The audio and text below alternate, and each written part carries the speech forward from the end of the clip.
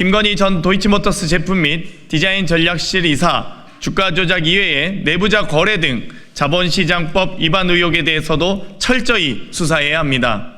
지난 2022년 3월 더불어민주당 선대위 현안 대응 TF는 김건희 여사가 도이치모터스 제품 및 디자인 전략실 이사로 주가 조작 이외에 자본시장법상 내부자 단기 매매 차익 반환 및 임원 등의 특정 증권 소유 상황 보고, 미공개 중요 정보 이용 행위 금지 위반 가능성을 제기했습니다. 2011년 서울대 인문대 최고 지도자 인문학 과정 AFP 원우수첩에는 김건희 여사의 사진과 함께 도이치모터스 제품 및 디자인 전략팀 이사로 경력이 표기되어 있었고, 언론에 따르면 김건희 여사의 서울대 AFP 과정 수료 시기 2010년 8월부터 2011년 3월은 도이치모터스 주가 조작 의심 거래 시기인 2010년 10월부터 2011년 1월로 거의 유사하게 일치하고 있습니다. 현행 자본시장법은 상장 법인의 임원에게 여러 불공정 거래 행위를 금지하고 있습니다. 자본시장법 제172조는 임직원이 자기 회사의 주식 등을 6개월 이내 거래하여 차액을 얻을 시 원칙적 반환 의무를, 제173조는 임원 및 주요 주주의 주식 소유 상황 보고 의무를 두고 있으며, 제174조는 회사의 주요 주주, 임직원 및 회사와 일정한 관계가 있는 자와 미공개 중요 정보를 이용한 주식 매매 금지 의무를 규정하고 있습니다.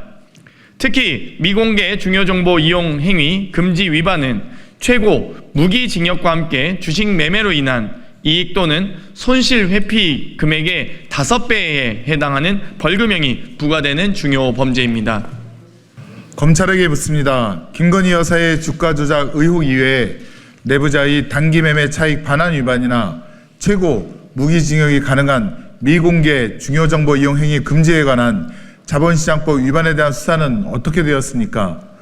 또한 대선 당시 현안 대응 TF는 김건희 여사가 도이치모터스 주가 조작으로 주가 부양기인 2011년 상반기에 주식을 매도했다면 10억에서 35억 원대의 수익, 주가 방어기인 2011년 하반기 또는 2012년 주식을 매도했더라도 2억에서 26억 원 상당의 수익을 실현했을 것으로 추정하고 내역을 밝히라 했습니다.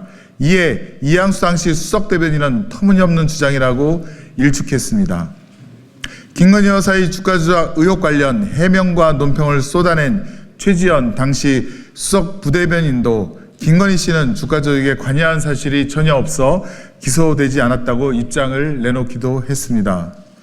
윤석열 후보 역시 국민의힘 대선 당시 홍준표 후보가 제기한 김건희 여사 주가 조작 연루 의혹에 그 당시에 도이치모터스라고 하는 것은 주가의 변동이 크지 않았고 저희 집사람만 오히려 손해보고 그냥 나왔다라고 발언했습니다. 하지만 검찰은 이후 재판 과정에서 김건희 여사 모녀가 도이치모터스 주식 거래를 통해 23억 원에 가까운 이익을 얻었다는 내용의 의견서를 법원에 제출했습니다.